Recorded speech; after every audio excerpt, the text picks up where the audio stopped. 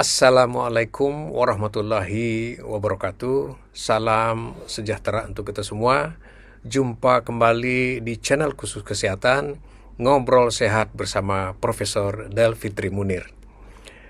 Pada episode kali ini kita akan membicarakan tentang hand sanitizer, yaitu bahan pembersih tangan untuk mencegah kita terinfeksi oleh COVID-19. Kita akan bahas bersama pakarnya, yaitu Profesor Dr. Nelva Karmila Yusuf, spesialis kulit kelamin konsultan. Sudah hadir bersama kita pakar penyakit kulit, Profesor Dr. Nelva Karmila. Assalamualaikum, Prof. Nelva. Waalaikumsalam warahmatullahi wabarakatuh, Prof. Del Fitri. Ya, sehat-sehat ya. Alhamdulillah, Prof. Ya, baik. Pada episode kali ini kita akan membahas sedikit mengenai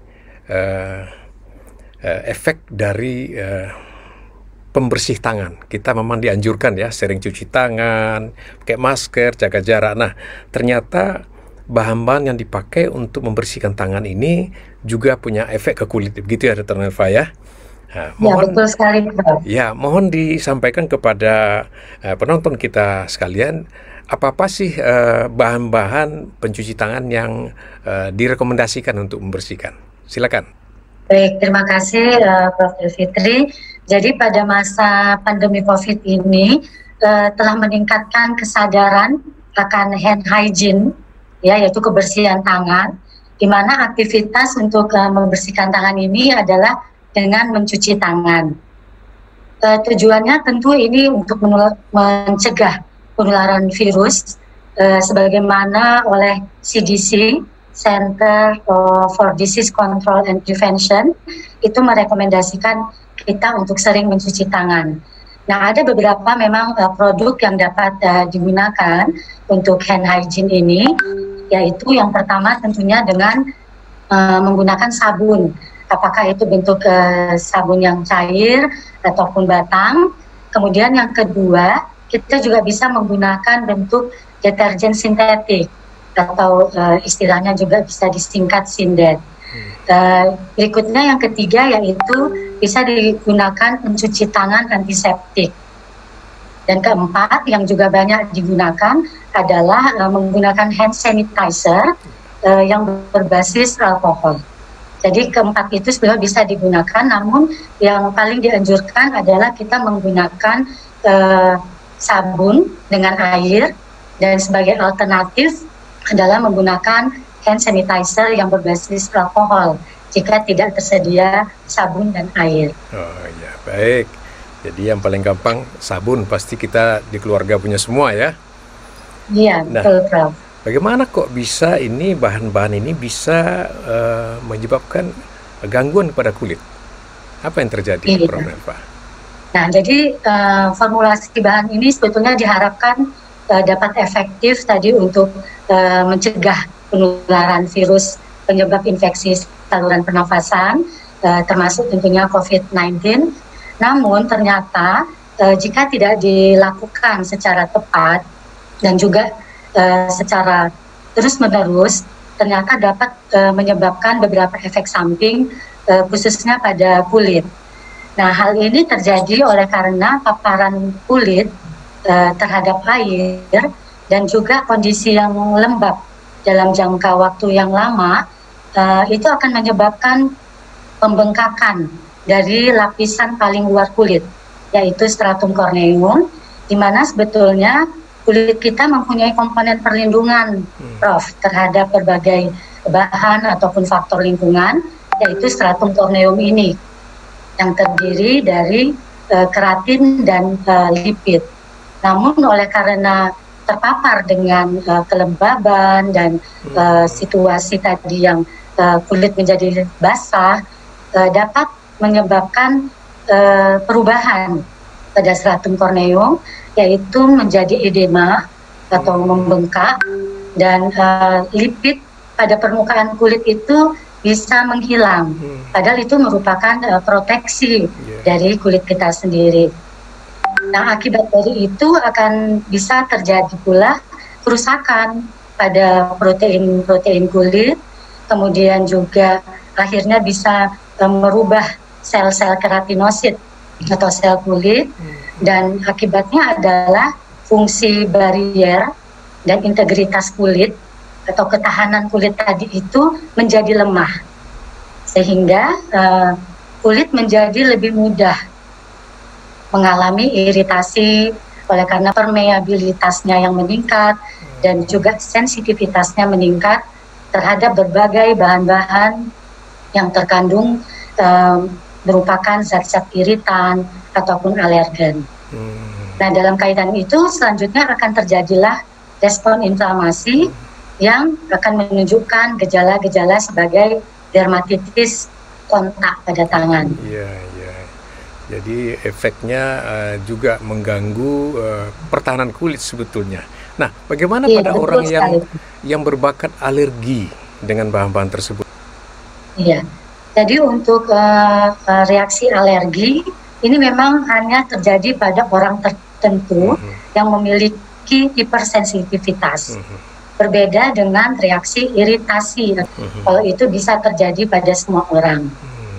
Nah, bahan-bahan yang diduga mempunyai peranan sebagai alergen yang dapat mencetuskan dermatitis kontak alergi itu utamanya adalah bahan-bahan seperti pengawet, kemudian juga pewarna dan pewangi. Jadi kita harus waspada juga kalau suatu bahan, misalnya sabun ataupun hand sanitizer yang kita gunakan terlalu wangi, ya, kemudian ada warnanya, itu potensi untuk menyebabkan reaksi alergik sebetulnya bisa lebih besar.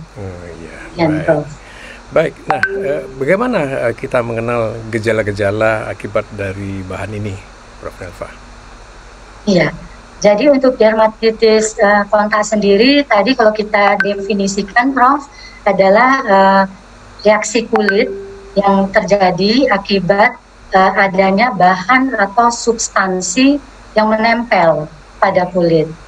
Nah, dalam hal ini dermatitis kontak itu terbagi dua, Prof. Jadi ada dermatitis kontak iritan yang disebabkan oleh zat-zat iritan yang terkandung dalam suatu produk, dan yang kedua adalah dermatitis kontak alergi.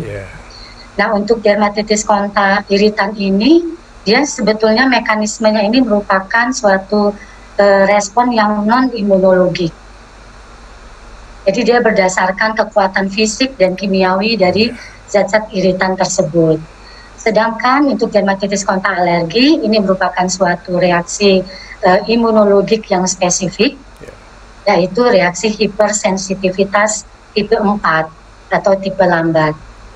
Sehingga dia butuh waktu dulu untuk terpapar beberapa kali dengan bahan yang alergik tersebut untuk mencetuskan kelainan atau gejala.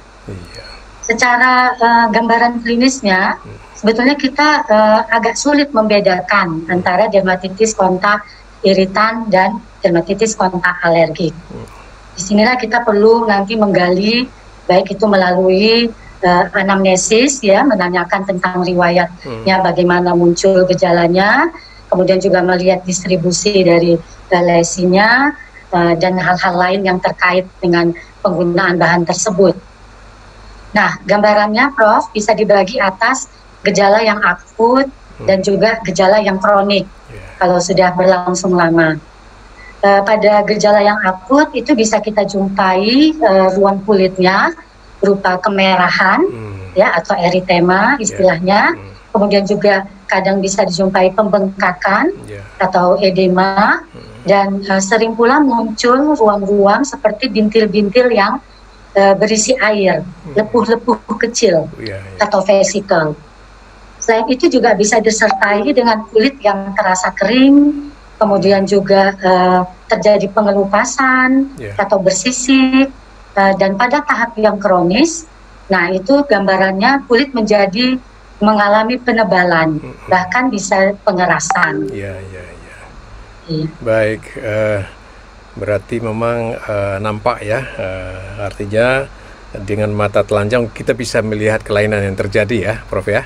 Ya, betul, Prof. Baik. Hanya mungkin saya tambahkan sedikit, Prof. Kalau kita mau mengetahui pasti apakah ini suatu dermatitis kontak iritan ataupun dermatitis alergik akibat bahan yang kita gunakan, itu kita perlu nanti melakukan uji tempel atau patch test pada saat pasien sudah tidak dalam gejala. Nah, tujuannya untuk mengidentifikasi alergen apa sebagai penyebab. Karena itu sangat diperlukan sehingga nanti pasien bisa ataupun penderita menghindari faktor-faktor yang menjadi penyebabnya. Iya, baik. Nah, kalau sudah terjadi gejala-gejala seperti itu, apa yang bisa dilakukan oleh penderita sendiri atau nanti kalau sudah ke dokter kulit? Betul. Jadi apabila sudah timbul gejala, kita bisa sebetulnya juga mengedukasi pasien dari mulai bagaimana sebetulnya melakukan kegiatan mencuci tangan itu. Yang pertama, kalau kita menggunakan sabun ataupun deterjen sintetik, maka cuci tangan itu harus dilakukan dengan air yang biasa atau air hangat. Tidak boleh air yang terlalu panas atau terlalu dingin yang bisa menyebabkan iritasi dan kemudian bisa merusak tadi fungsi perlindungan kulit. Kemudian caranya setelah kita cuci tangan yang dianjurkan oleh WHO adalah minimal 20 detik. Kita harus juga lakukan kegiatan mengeringkan tangan yang sudah dicuci. Itu sebaiknya ditepuk-tepuk menggunakan handuk kecil atau boleh sapu tangan ya atau tisu, dan jangan digosok-gosok karena kalau digesek terlalu kuat ya itu juga bisa menimbulkan kecenderungan nantinya muncul iritasi atau efek yang tidak diharapkan. Selanjutnya yang dianjurkan lagi adalah segera kita mengoleskan pelembab setelah mencuci tangan, di mana pelembab ini akan mengembalikan fungsi dari barrier kulit tadi, ya, dan juga dianjurkan pemakaiannya itu sebanyak 2 fingertip unit. Jadi untuk tiap tangan masing-masing 1 fingertip unit, itu artinya di ujung tangan ini, Prof, banyak pelembabnya, seruas ujung jari tangan, dioleskan untuk bisa mengenai seluruh tangan. Termasuk sela-sela jari tangan maupun sampai ke ujung-ujung yang dekat dengan kuku. Nah, berikutnya hal itu juga bisa kita lakukan yang sama kalau kita menggunakan hand sanitizer. Jadi kalau kita sudah menggunakan bahan tersebut, segera kita menggunakan pelembab. Dan pelembab itu sebaiknya diulangi 3 atau 4 jam kemudian, dan jika kita melakukan kegiatan mencuci tangan sebelum 4 jam misalnya, pelembab harus dioleskan kembali. Itu hal yang paling penting untuk mengatasi atau memperbaiki tadi fungsi kulit. Namun jika gejalanya sudah lebih kelihatan ya seperti yang tadi kita sampaikan, Prof, sudah ada kemerahan, kemudian muncul bintil-bintil dan sebagainya, maka itu sudah diperlukan pengobatan terapi yang bisa diberikan. Kita oleskan preparat kortikosteroid topikal ya dalam bentuk krim ataupun ointment ya dalam bentuk salep pada lokasi yang terkena.